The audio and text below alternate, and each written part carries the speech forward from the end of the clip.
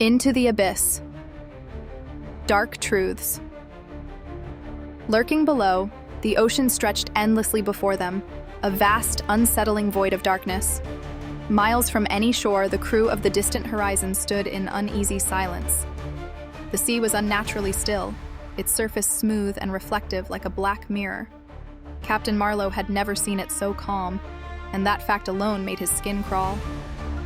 "We shouldn't be here," muttered Davies, the first mate, breaking the silence.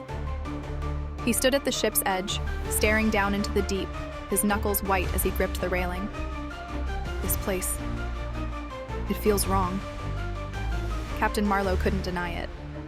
They had been navigating toward the coordinates of an uncharted location, guided by an ancient map, long forgotten by time. The crew had scoffed when they first saw it, a tattered piece of parchment with cryptic symbols and faded ink. But the promise of riches in the abyss had drawn them in. Now, with the ominous quiet pressing in on all sides, Marlowe wondered if they had made a terrible mistake. "Keep a steady head, Davies," the captain said, trying to mask his own growing unease. "We'll drop anchor soon and begin the dive. We've come this far, no turning back now."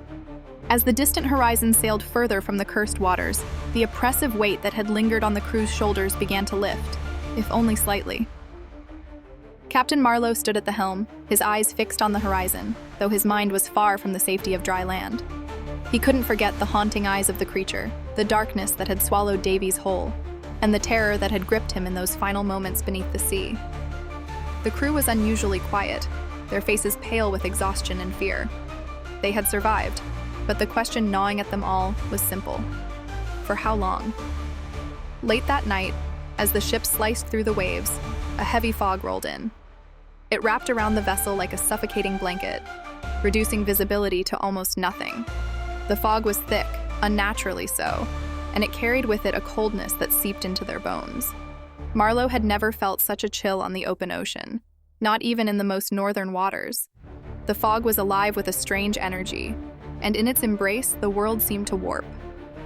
Time stretched thin, the minutes dragging on like hours, and the familiar creaks of the ship took on an eerie, dissonant tone.